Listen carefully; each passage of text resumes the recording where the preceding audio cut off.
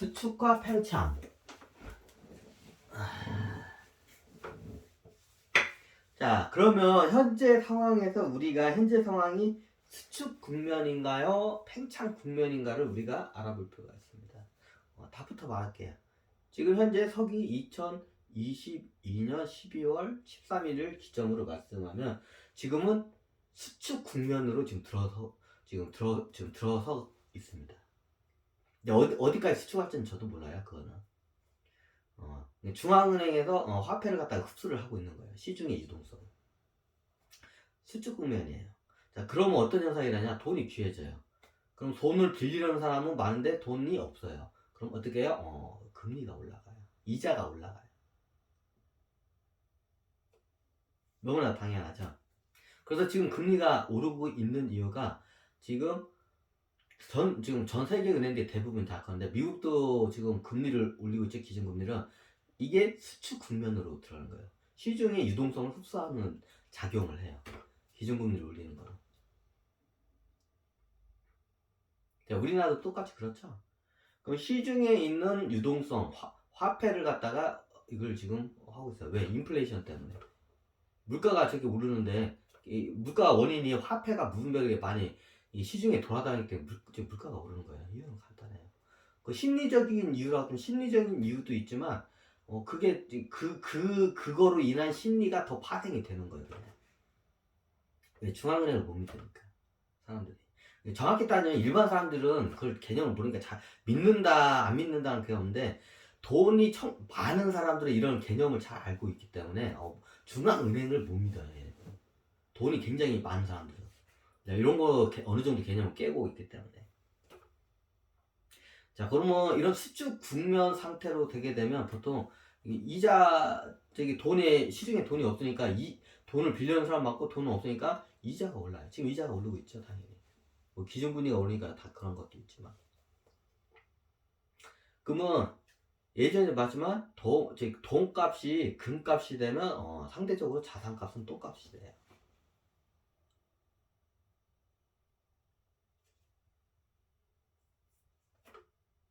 그럼 어떻게 되나요? 네, 지금 같은 때에 보면 지금 요즘 주식 다들 뭐 주식 유튜브도 저도 이렇게 많이 모니터를 하는데 야 어떻게 이렇게 쌀 수가 말도 안 되게 주식이 싸다 뭐 이런 말들이 많이 나와요. 맞아요, 많이 싸요. 그런데도 이게 저거 거시기를 해요. 자, 왜 그럴까요? 왜 쌀까요? 싼데 왜 사람들이 안 살까요?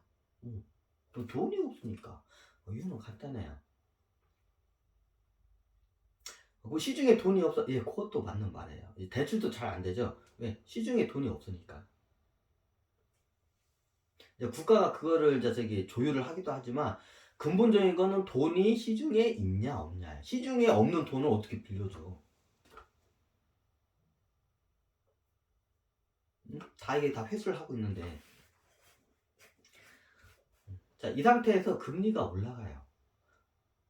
자, 금리가 올라가면서 어떤 현상이 되나요? 돈값이 금값이 되고 자산값이 똥값이 돼요. 자, 자산값이 똥값이 되는 거는 우리나라 같은 경우에는 이제 자산은 보통 3대 자산으로 이게 나눠져요. 이게 자산 시장이나 첫 번째 부동산, 그다음에 채권, 주식. 우리나라 부동산, 채권, 주식이에요. 시장 크기별로는 우리나라 같은 부동산 시장이 제일 크고 그 다음에 두 번째가 채권 시장이 크고 그 다음에 세 번째가 주식 시장이 좀 작아요. 부동산, 채권, 주식. 자, 금리는 올라가요. 이자는 올라가요. 내야 할 돈은. 근데 내가 자산을 취득하는 데 있어서 금리를 했는데 변동금리를 했는데 예전에 3%대 했던 이자가 지금 막 9% 3배까지 달래. 3% 했던 이자를 9%까지 달래. 3배 더블도 아니고 더블 3배가. 자, 버텨낼까요? 못 버텨낼까요? 내가 예를 들어서 아파트를 할게요. 아파트를 갖다가 10억 원짜리 아파트를 샀어. 백분열적인 관점으로 한번 접근해. 10억 원짜리 아파트를 샀어.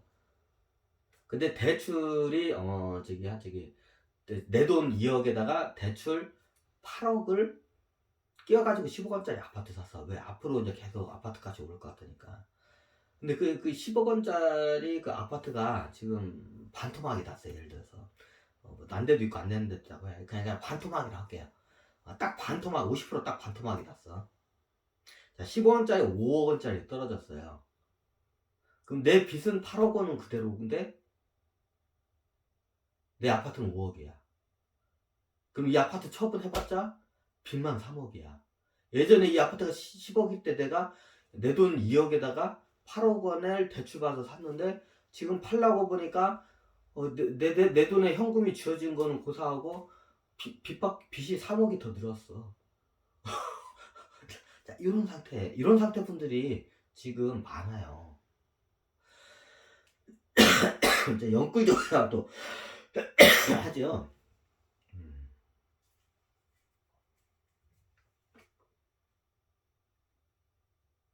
근데 자기 한다 여기다가 또 더 대출을 받아가지고 여기다 더 대출을 받아가지고 주식까지도 샀어.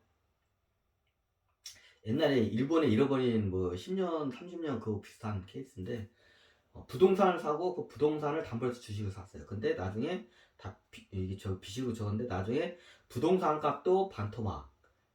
보통 부동산 값이 이게 반토막이 나는 큰 패닉 상태가 오잖아요. 주식은 기본이 반의 반토막이에요.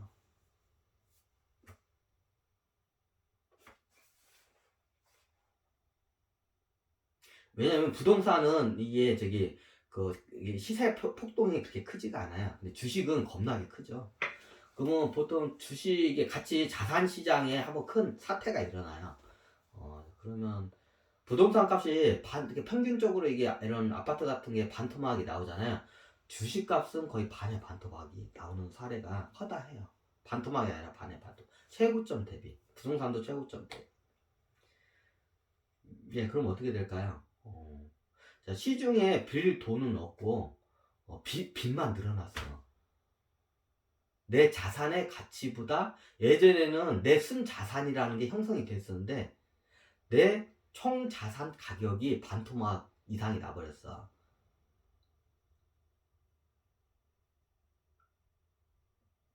예를 들어서 내 총 재산이 10억이었는데 예를 들어서 내 총 재산이 예전에 10억이었는데 10억이었고 내가 빚이 한 척이 8억이었어. 근데 자산 가격이 주식, 부동산 뭐 다 내 자산 가격이 다 평균해가 반토막 나가지고 5억으로 떨어졌어. 지금 처리해봤자 빚밖에 없어. 내 순 자산이 없어요. 이걸 자본 잠식이라고 하죠. 빚밖에 없어요. 그럼 어떻게 되냐요? 이런 사람들이 만나게 되면 보통 이런 상태가 오면 그 고금리 상태가 보통 와요. 이게 이제 그래가지고 자산 시장이 이게 급격하게 떨어지는 이유가 좀 이런 이유 때문에 이게 지금 화폐에 수축하는 과정에서 일어나는 현상이에요. 이걸 이해를 하셔야 돼.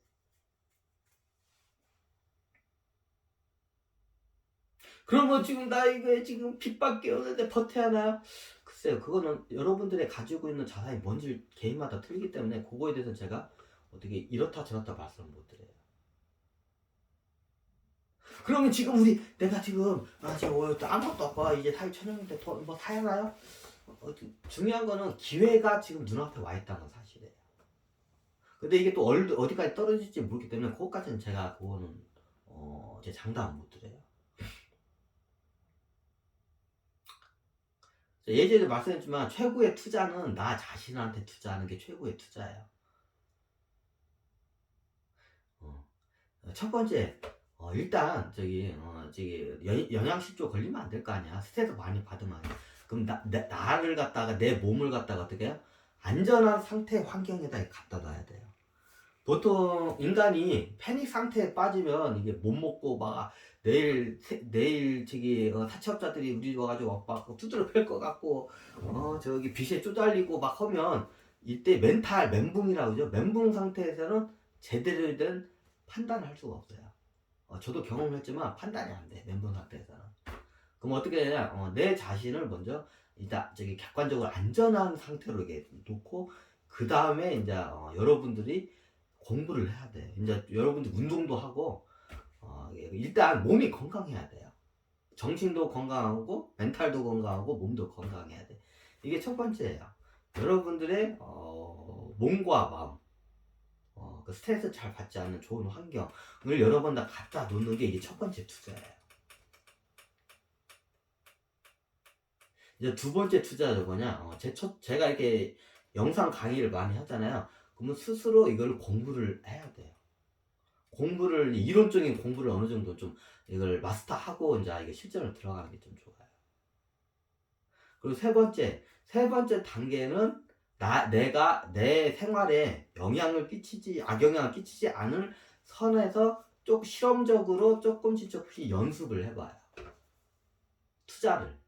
그게 부동산이 됐든, 채권이 됐든, 주식이 됐든, 그 무엇이 됐든. 그러면서 이게 마치 자전거 타기와 같아요. 자전거 타기를 이론으로 배우는 거는 한계가, 그 이론은 어느 정도 도움은 되지만 완벽한 도움이 안 돼요. 실전으로 가봐야 돼요. 투자도 실전을 해봐야 자기가 조금씩 이게 이게 좀 시장의 충격이라는 것도 한번 느껴보고 해야 돼요. 근데 이게 내가 감당할 수 없는 치명적인 그 투자에 대해서 치명적인 실수를 하게 되면 내가 완전히 망가지면 재생 불가하면 안 되잖아요. 그러면 내가 이 정도는 괜찮아, 이 정도는 타격 입어도 돼. 그 정도 선에서 조금씩 자산 시장에 조금씩 투자 연습을 하는 거를 저는 권유해드려요. 이제 그러면서 조금씩 늘려가요. 중요한 건 뭐냐? 내가 치명적인 실수를 하면 안 돼요. 그럼 어떻게 되냐? 내가 감당할 수 없는 부채로 해서 보통 투자를 하잖아요. 나중에 이런 수축 국면이 또 다시 와요. 분명히 와요. 언젠간 또 다시 와요. 항상 그건 반복이 되니까. 그럼 이런 이런 국면에 오면 어떻게 되냐? 그때 이제 모든 걸, 인데까지 이게 어렵게 이루어놓은 걸 갖다가, 그걸 다 날려버리고, 그냥 빚더미에 올라서요. 그래서 제가 여러분들한테 투자 시장에서는 여러분들한테 권유해드리는 게, 순자산의 부채는 60%만 60% 이상을 지는 거는 굉장히 위험하다고 이렇게 한이야기해요. 제가 보니까 내 순 자산에, 이게 좀 안정적인 자산일 때, 이상한 자산 말고, 뭐 비트코인 그런 거 말고, 내 순 자산의 가치의 60%만 이게 레버리지 대출을 일으켜서 이게 투자를 하잖아요. 그럼 외부로부터 이런 수축 국면에 엄청난 충격이 한번 올 때가 와요. 그럼 그때 버텨낼 수가 있어요. 근데 무리한 그 부채를 지잖아요.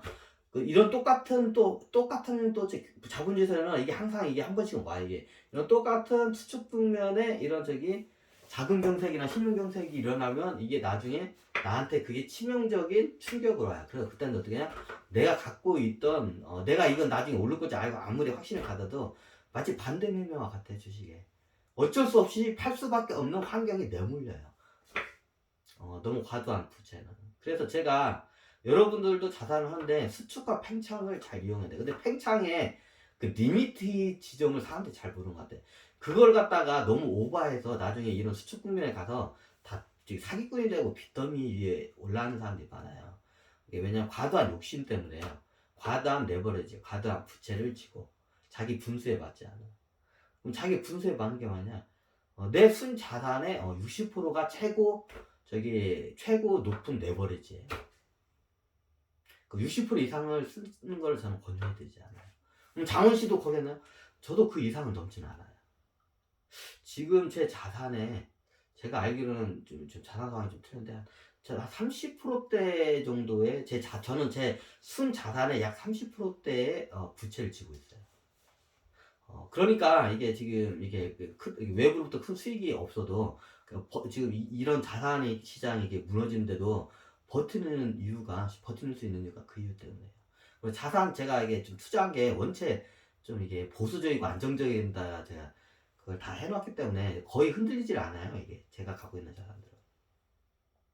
예전에 말했지만 위험한 자산은 주식은 이미 다 빼서 묻혔는데, 지금도 제가 그건 나중에 들을까요? 하여튼 그래요. 주식은 얼마 안 돼요. 아주 극소수. 요즘 같은 때는 현금을 갖고 있는 사람들이 굉장히 유리한 국면에 있는 건 사실이에요. 근데 제가 봤을 때는 이게 사이클이 지금 다들 전문가들도 이제 어느 정도 다 눈치를 챘더라고요. 지금 보시면 부동산 같은 경우에는 내년 정도에 경매에 물건이 많이 들어가요. 부동산 시장이 싼 걸 어딜 보냐면 경매 물건이 몇 차까지 유찰되는지 그 평균을 보면 알아요. 그럼 부동산 가격이 굉장히 많이 떨어졌다는 걸 알아요. 예를 들어 부동산 물건이 저기 3차까지 유찰된 물건들이 막 많이 나오잖아요. 그럼 부동산 가격이 거의 그거는 많이 떨어졌다는 증거예요. 아마 내년 지금은 3차까지 유찰된 그런 그 특수한 부동산 말고는 거의 없어. 근데 내년 정도 되면 3차까지 유찰되는 그 부동산이 있지 않을까. 그러면 그때가 실질적으로 부동산 시장은 제일 싼 저점이라고 보시면 돼요. 물건마다 상황에 따라 다 틀리지만 평균적으로는 그래요. 그럼 이 사이클이 어떻게 되냐? 나중에 이제 부동산 사이클이라는 게 하여튼 주식을 얘기해 주세요. 주식 사이클이요? 주식 사이클은 더 간단해요. 주식 사이클을 읽어내려면 딱 두 가지만 보시면 돼요. 자, 제가 이미 다 되게 나왔어요. 자산의 큰 특징이 부동산, 채권, 주식이 있다고 했죠. 이 모든 자산은 다 연결이 돼 있어요. 자, 이 주식 시장을 제일 안전하게 소액을 갖고 있는 분들의 이게 입장을 하자면 제일 안전하게 이게 확인하고 주식시장에 들어갈 수 있는 게 주식시장에 들어갈 수 있는 타임이 뭘 보면 알냐면 부동산 시장을 보면 돼요. 그리고 채권 시장 두 개를 보면 돼요. 주식 시장과 채권 시장 두 개를 보면 그 타이밍이 딱 보여요. 자, 보통 주식은 부동산 경기가 이렇게 바닥을 한참 길 거예요. 바닥을 기다가 이게 살짝 이렇게 올라와요. 그때 주식을 투자하면 어지간하면 잃지를 않아요. 이제 그때부터 주식시장에 팽창 국면으로 돌아서는 상황으로 보시면 돼요. 주식이랑 왔다 갔다 하기 때문에 100% 아니지만 장기적으로 한 3, 4년 정도, 3년에서 5년 정도를 이렇게 지켜보면 그게 대부분이 올라가요.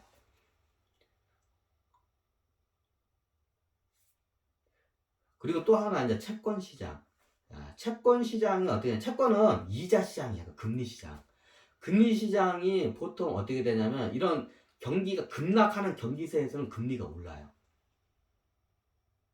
회사가 도산을 하고 주식값이 반토막 나고 부동산값이 겁나게 떨어져. 이때의 특징이 뭐냐면 금리값이 높아져요. 대부분이. 그럼 고금리 상태가 유지를 되다가 어느 상태 가면 고금리가 내려가요. 왜요? 이유는 간단해요. 시장에서 돈을 빌리려 하는 사람들이 적어졌기 때문에. 자, 예전에는 이게 이게 급락할 때는 내가 일단 회사 살리고 하니까 달러빚을 져서라도 회사 살려니까 돈을 빌리려고 해. 그러니까 누구도 빌려주지도 않으려고 해. 자, 그때 이제 하게 되면 고금리가 돼. 그럼 나중에 그런 좀비 회사에 다 죽게 자빠져 쓰러지고 터지면 시중에 이제 그런 약간 부실한 회사들이 다 죽은 상태야. 그럼 어떻게 시중에서 고금리의 이자로 쓸 회사가 없어. 저 고금리 가지고 장사 왜 해? 바보 아니야? 뭐. 근데 좀비 회사들이 일단 연명을 해야 하기 때문에 고금리라도 끌어들여서 자금을 수혈을 해야 돼. 그때 그 고금리가 갑자기 올라가요. 옛날 IMF가 대표적 사태였죠. 무슨 사태가 있는 금리가 바짝 뛰어요. 그러면 금리가 그때까지 어느 이렇게 1년 내지 2년 정도 그렇게 가다가 금리가 이제 쭉 떨어져요. 왜? 이유는 간단해요. 저 비싼 금리에 돈을 빌릴 사람이 없어. 이 시장에 어떤 회사 사람이든지. 그러면 안 빌려. 어차피 지금 투자해봤자 저 경기도 안 좋고 투자 뭐들 해? 돈을 왜 빌려? 나 이렇게 돼요. 자, 그러면 어떻게 되냐? 돈을 빌리려는 사람이 시장에 없고 돈은 그대로 있어. 시중에. 그대로 있어. 돈이 준 것도 아니고 늘어난 것도 아니고 시중에는 돈은 그대로 있어. 근데 돈을 빌리려는 사람은 없어. 그럼 어떻게 해야? 돈을 빌리려는 사람 없으니까 당연히 이자는 시장의 원리에서 떨어지겠죠. 금리는. 너무나 당연하죠. 그러면 시장이 이제 저기 고금리가 끝나고 장기 침체가 되면 이제 저기 금리도 같이 내려가. 왜? 그 높은 금리로 뭐 사업 장사해서 돈 벌기 힘든 이 저기 뭐 침체 시장에서 불경기에 누가 그걸 내? 돈을 안 빌려. 그러니까 어떻게 그냥 빌린 사람이 없으니까 어떻게 그냥 떨어져요. 자산 시장에다도 투자를 안 해. 왜 이 침체 시장에 누가 투자를 해? 저기 돈 빌려서 안 해. 그러니까 돈 빌리는 사람이 없으니까 어떻게 이자가 내려가요. 너무 당연하죠. 그러면 이게 경기가 침체가 장기적으로 가면 부동산 값도 많이 떨어지고 주식값도 많이 떨어져요. 자, 여기서 채권 금리가 이제 중요해요. 채권 금리가 어떻게 하냐? 예전에 막 그 고금리였던 게 10% 넘던 금리가 나중에 막 저기 막 5%, 6%까지 5%대까지 떨어져. 5%, 6%까지. 10% 넘던 고금리가 막 5%대까지 떨어져. 그러다가 그 고금리가 떨어지고 이제 이게 금리가 이제 시장이 이제 한 5%까지 떨어져. 이제 10몇 프로 채권이 금리가 10몇 프로짜리였던 게 한 5%, 6%로 떨어져. 자, 그대로 이제 쭉 유지를 가요. 이 상태가 언제 오냐? 이게 침체 국면이에요. 모든 경계가 침체가 됐을 때는 부동산 값도 바닥을 기어. 주식 값도 바닥을 기어. 그리고 금리도 바닥을 깁니다. 이자, 금리도, 채권 시장의 금리도 같이 바닥을 깁니다. 그럼 여기서 어떤 현상이 일어나나요? 그러면 여기서 이제 뭔가 이제 저기 경기의 훈풍이 불기 시작하면 이게 그럼 보통 주식시장이 먼저 움직여. 근데 주식시장은 얘는 이렇게 갔다 이렇게 갔다 이렇게 갔다 이걸 감을 잡기가 힘들어. 주식은. 그럼 어떻게 되냐? 보통 이게 금리를 보면 알아요. 금리가 이제 저기 옛날 10몇 프로였던 저기 채권 금리가 한 5%, 6% 정도 이렇게 가다가 여기서 이제 살짝 올라가. 7% 정도, 5%, 6% 되는 게 한 6, 7%로 살짝 올라가. 그럼 이게 왜 그러냐? 뭔가 회사들이 이제 이게 뭐냐 부채를 져서 이게 채권을 이게 채권을 팔아가지고 이제 돈을 들여서 뭔가 설비 투자나 뭘 투자를 해서 돈이 될 기미가 보이기 때문에 이게 금리가 오르는 거예요, 그 당시에. 그럼 어떻게 되냐? 금리가 일어난 중간에 주가는 몰라. 주가는 이렇게 갔다 저렇게 갔다 이렇게 갔다. 이게 어중떠중 움직이기 때문에 몰라. 그러면 채권에서는 이게 회사채가 5%, 6%였던 게 막 6%, 7%, 1%, 계속 6%, 6% 가던 게 계속 쭉 바닥을 기던 채권이 살짝 올라가. 이제 그때가 저기 주식 시장에서 약간 뭔가 이게 낌새가 보이는 때예요. 이게 1차 증조 현상이에요. 바닥을 기던 회사채 금리가 살짝 올라가요. 많이 안 하려고 살짝 올라가요. 한 1% 정도 올라가요. 살짝 바닥을 기던 게. 이게 첫 번째 증조. 이제 주식이 앞으로 이제 경기가 잘 되고 주식 시장이 잘 돌아갈 증조. 자, 두 번째 증조. 아까 말씀드렸죠. 예전에도 많이 설명했는데 부동산 경기예요.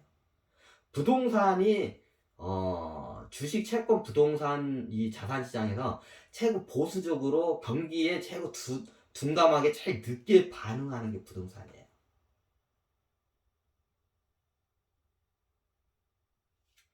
그리고 제일 먼저 반응하는 게 주식이에요.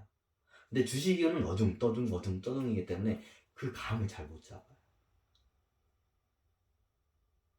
주식이나 코스피로는 그 감을 잡을 수가 없어. 원체 어중떠중이기 때문에. 그러면 이게 두 개를 감을 잡으세요. 자, 채권의 금리가 바닥을 기던 회사채 금리가 1% 정도 살짝 올라가요. 이게 첫 번째 증조. 두 번째 증조. 부동산 시장에 이제 활기가 돌아요. 부동산 가격이 조금 오르고 부동산 거래량이 늘어나요. 이제 침체 국면을 약간 벗어나는 징조가 나요. 그럼 어떻게 되냐? 이 두 개의 상태가 다 일어나잖아요. 그럼 그 다음은 주식시장은 그 다음은 이제 올라가게 돼 있어요. 근데 주식이 이미 또 그때는 가 있을 수도 있어. 그걸 좀 감안하셔야 돼요. 그리고 제가 이게 대중들한테 이게 보편적으로 강의를 하면 이게 또 이상하게 이게 버블이 먼저 생길 수가 있기 때문에 그것도 먼저 인지하고 들으셔야 돼요. 근데 주식 종목을 얘기하는 게 아니라 주식의 시장의 그 사이클에 시장 사이클에 이게 아무것도 모르는 주인들이 딱 그냥 저기 딱 초입에 딱 진입하기가 그 처음에 진입하기가 좋은 때가 언제냐, 투자하기 좋은 진입대가냐, 요 채권 금리 시장이 살짝 올라갈 때와 그 바닥을 끼다가 이게 계속 이게 침체기에 저금리로 바닥을 끼다가 살짝 올라갈 때가 와요. 근데 지금 고금리 상태죠. 이제 떨어질 거예요. 떨어지고 이제 침체가 계속 가면 그 상태로 이제 유지가 될 거예요. 이제 얘네들도. 이게 채권 시장 나중에. 그럼 그게 언제나요? 그건 저도 몰라요. 하지만 언젠가는 그게 뭐 몇 년을 갈지 1년만 갈지 저는 그것도 몰라요. 근데 현재 상태는 어떻게 해? 이게 수축 국면이고 고금리 상태이기 때문에 자산 시장이 지금 겁나게 떨어지는 징조 지점이에요. 보통 자산 시장이 이게 급락할 때는 큰 손들이 들어와요. 에? 큰 손들 바보 아니에요? 아까처럼 그 채권 금리와 여기 저기 거기서 들어가면 되잖아요. 이미 큰 손들은 그걸 다 깨치고 있어요.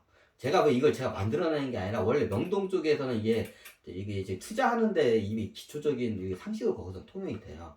그럼 명동에 또 바보 아니야? 그 부동산하고 정원시 별대로 채권 그것도 우리한테 그때 하면 되잖아요. 자, 여기서 여러분들은 가능한데 큰 손들은 그게 불가능해요. 네? 왜요? 그러니까 이유는 같아요. 큰 손이 그 늦은 시기에 부동산이 후풍 불 때 그때 들어가잖아요. 그럼 어떻게 하냐? 이게 저기 바로 그냥 자산 시장에 바로 그냥 쭉 올라가 버려야 돼요. 그럼 자기가 조금 사다가 그냥 쭉 올라가 버려요. 큰 손들은 사들이는데도 시간이 오래 걸리고 팔 때도 시간이 오래 걸려. 한 번에 많이 못 팔아요. 왜? 내가 한 번에 쭉 팔면 그 저기 자산 주식이든 부동산인데 자산 가격이 훅 꺼져버려요. 그냥 자기 큰 손 때문에. 그래 큰 손들은 어떻게 되냐? 큰 손들은 그 사이클에서 들어오는 시기가 딱 하나밖에 없어요. 자산 시장이 지금 같은 시장이 막 저기 너도 나도 막 패닉 상태, 대중들이 패닉 상태 해가지고 주식이든 채권이든 부동산이든 막 헐값에 팔 때 어떻게 해요? 헐값에 막 팔 때 그때 큰 손들이 그걸 딱 잡아요. 떨어지는 칼날은 큰 손이 잡는다는 그 명언이 있어요. 그게 그 소리예요. 떨어지는 칼날은 큰 손이 잡아요. 왜냐면 그때 거래량이 많아요. 많은 물량이 이게 시장으로 튀어나와. 큰 손들은 돈이 많기 때문에 뭐 이게 짜질꾸레하게 뭐 이게 푼돈 벌러 한 게 아니라 이게 천문학적인 돈을 굴리기 때문에 시장에서 주식, 채권, 부동산 가격이 똥값으로 나와. 채권 값도 지금 되면 똥값이 돼. 이게 고금리 시대에는. 그러면 채권 값도 똥값으로 떨어져요. 이런 고금리 시대 갑자기 오르면. 주식 값도 당연히 똥값이 돼요. 부동산 값도 똥값 돼요. 그러면 큰 손들은 이때를 기다려요. 그럼 이게 떨어지는 칼날이죠. 이게 급락장세. 그 대표적인 코로나 사태 때요. 코로나 사태 때 이게 쫙 주식시장이 이게 쫙 떨어져, 부동산 시장도 그렇고 주식시장이 1300까지 쫙 떨어지다가 거기서 큰 손들이 거기서 받아낸 거예요. 그냥 그 떨어지는 칼날을 받아낸 거예요. 이제 거기서 엄청난 거래량이 나와요.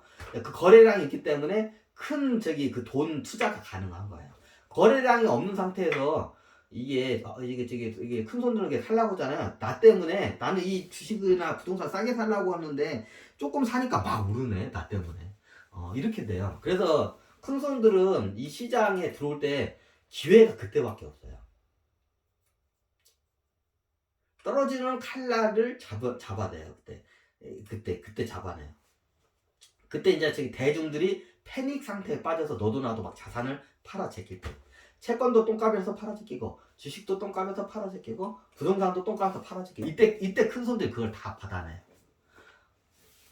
그리고 나중에 올라가고 이제 버블 때가 한 번 또 와요. 예를 들면 주식을 한 1300에 받아내고 한 1800에 보통 떠나는데 예를 들어서 한 2300에만 털고 나가도 겁나게 많이 벌죠.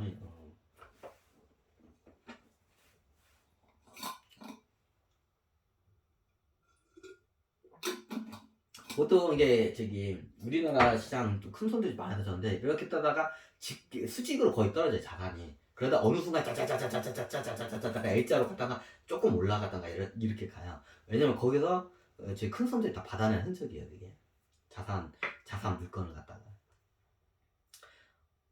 그럼 우리도 그때 받아내는데 그때 받아놔도 돼요. 큰 손이 받아낼 때 같이 받아내는 것도 그것도 방법 중에 하나예요. 근데 더 안전한 거는 이게 보통 이런 자산시장에 급락 증세가 오면 침체기 그다음 침체기예요.